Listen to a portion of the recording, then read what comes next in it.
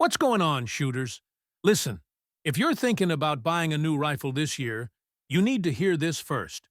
Because right now, a whole lot of big-name gun companies are selling rifles that look great on paper. But once you hit the range, they fall apart fast.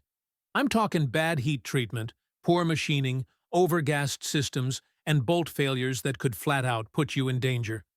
And the worst part? These issues are coming from brands we used to trust. Over the past year, I've personally run hundreds of rifles through the ringer, and what I found will make you think twice before throwing your cash at that next shiny build. Some of these rifles cost over $3,000 and still fail in ways that could cost you your life. Stick around, because this list might just save you from making a very expensive mistake. Number 10. Remington 783.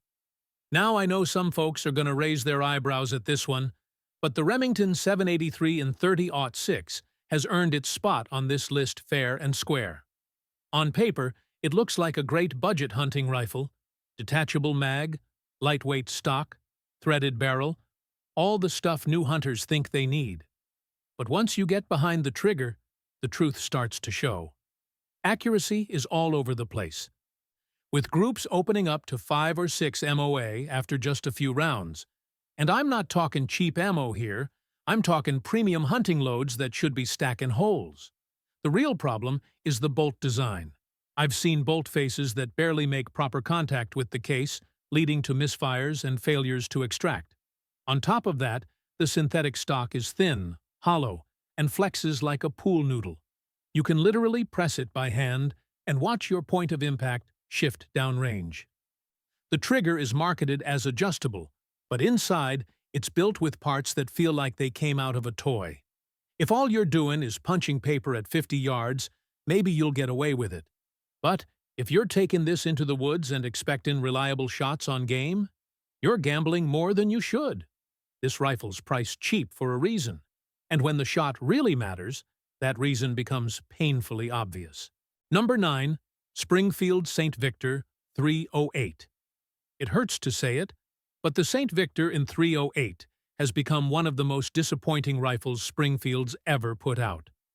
This thing used to be a solid pick. Good reputation, decent trigger, and clean fit and finish.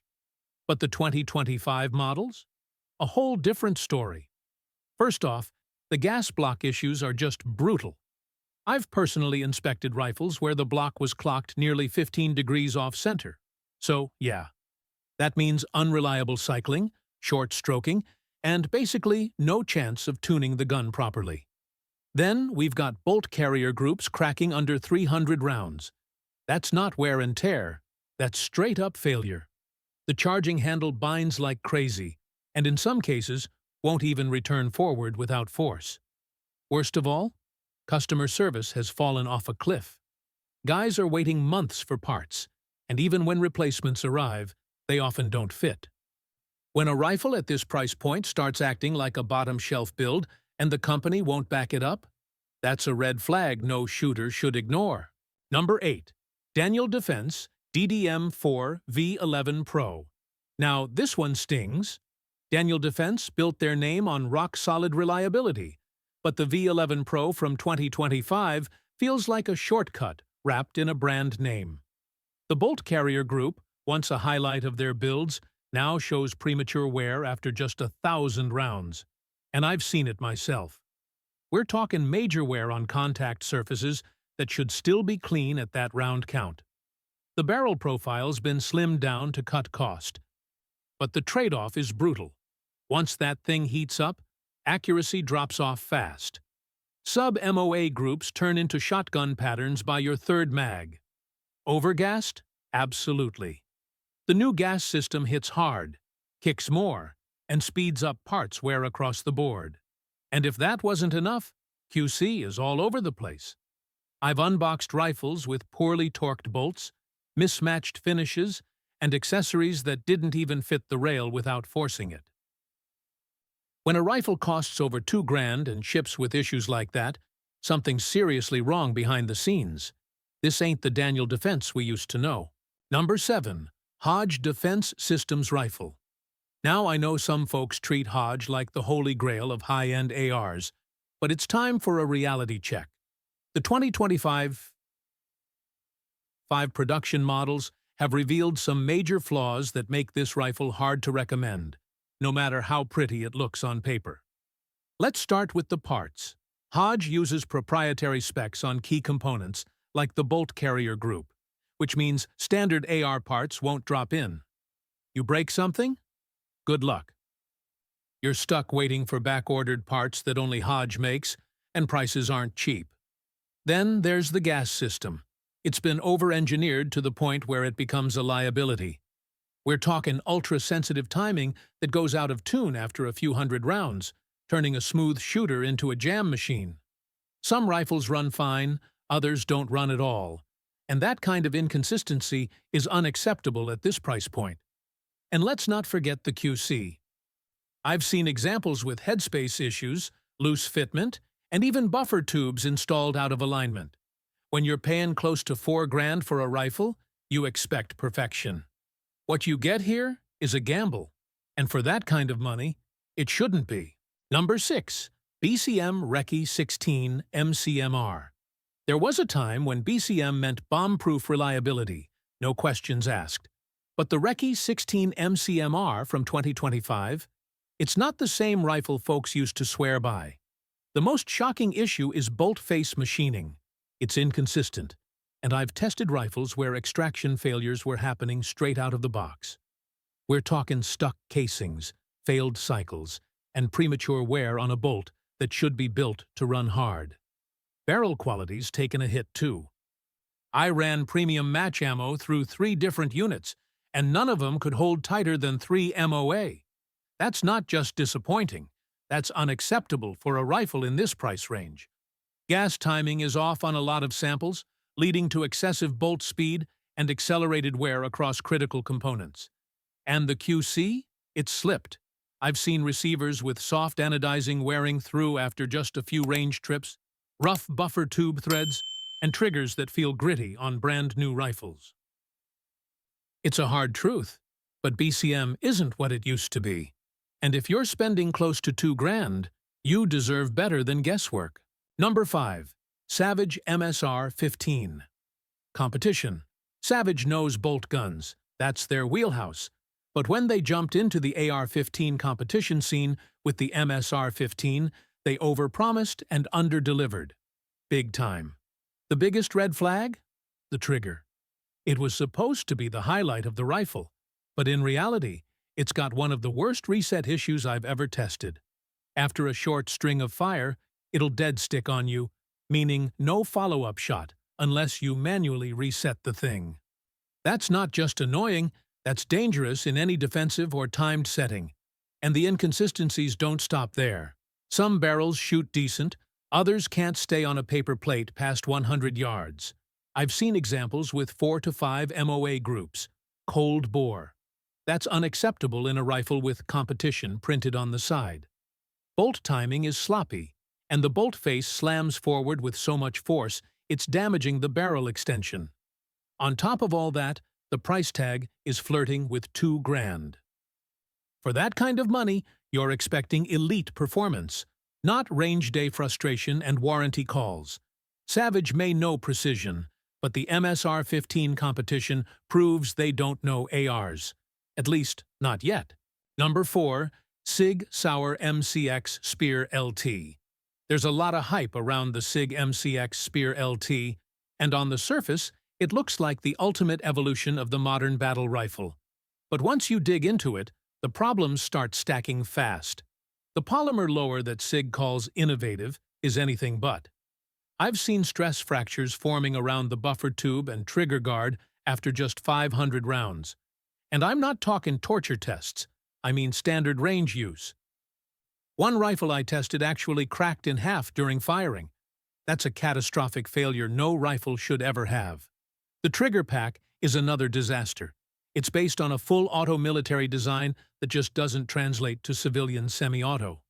Light primer strikes, failure to reset, random dead triggers, it's all there. And because it's a proprietary system, good luck swapping in a reliable aftermarket trigger. Parts availability is another nightmare. Bolt carriers, gas pistons, even basic springs, back-ordered for months with no ETA. Meanwhile, this thing costs over $3,000. For a rifle that breaks under normal use, locks you into a closed ecosystem, and fails to fire when it matters? That's not innovation. That's marketing wrapped around mediocrity. Number 3. Knight's Armament SR-15 Mod 2. This one hurts to say, but the SR-15 Mod 2 from Knight's Armament just isn't living up to its legacy. For years, this was the rifle that set the bar for premium ARs, but the 2025 production runs? Something's gone wrong. The bolt extension, which used to be bomb-proof, is now showing signs of premature cracking, sometimes under 2,000 rounds. I've seen multiple cases where the bolt extension literally split down the side during normal firing. That's not just wear, that's a failure of materials and design. And it doesn't stop there.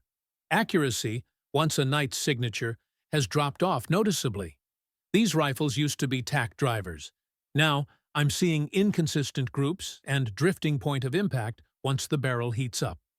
The gas system, which used to be finely tuned, is now overgassed to the point where parts are wearing out way too fast, and recoil impulse is noticeably harsher than older builds. Quality control? It's no longer a guarantee. I've unboxed rifles with mismatched coatings, rough machining, and poorly installed hardware. Stuff you'd never expect from a $3,000 platform. Knight's used to mean elite-level quality. But right now, you're paying top dollar for a name that isn't holding the line. Number 2. Palmetto State Armory PA-10 Gen 4. On paper, the PA-10 Gen 4 looks like a solid budget option for anyone wanting to get into the AR-10 game. But once you actually put rounds through it, the flaws come out fast, and some of them are downright dangerous. The biggest issue? Headspace.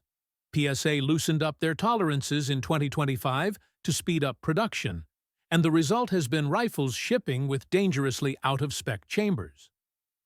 I've seen fired brass with heavy pressure signs after a single shot, and in one case, a case rupture that nearly turned into a serious injury. That alone should take this rifle off anyone's buy list, but it doesn't stop there. Bolt extension timing is a mess, with rifles that fail to lock properly or unlock too early.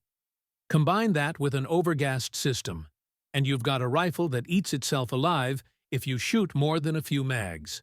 Fit and finish are hit or miss. And don't even bother trying to get help from customer service. PSA's response has been slow, dismissive, and sometimes non-existent. Sure, it's cheap, but when a rifle compromises safety just to hit a price point, that's not a bargain, it's a liability. Number 1. Diamondback DB15. If there's one rifle that absolutely should not be in your safe in 2025, it's the Diamondback DB15. This thing shows up in gun stores everywhere, usually right under that magical $700 price point, and it sells fast because folks think they're getting a deal. But what you're really buying is a rifle built with some of the worst quality control I've seen in years. Let's start with the basics, overgassed to the point of damaging internal parts by the second range trip. The bolt is soft. I've had lugs shear off at under 500 rounds. Receivers show stress cracks, buffer tubes wobble loose, and the coating wears through after a single sling class. One upper I tested actually sheared the cam pin slot clean open. And the real danger? Most of these issues don't show up until you've already put a few hundred rounds through the gun. So, by the time something fails, you're mid-string with your face right behind it. Diamondback's customer service is nearly impossible to reach, and replacement parts? Forget it. If you want to turn your money into shrapnel and risk your eyesight doing it, be my guest. But in my book, the DB15 isn't just a bad rifle. It's a safety risk dressed up as a budget AR. So there you have it. 10 rifles that prove price tags and brand names don't always equal quality. Some of these are flat-out dangerous, others just don't live up to what they promise. Either way, they're not something I'd trust when it counts. Your safety, your money, and your time are worth more than taking a gamble on poor design and sloppy manufacturing. If this video helped you steer clear of a bad buy, make sure you like, subscribe, and drop a comment down below. Let me know which rifle surprised you the most. Stay sharp.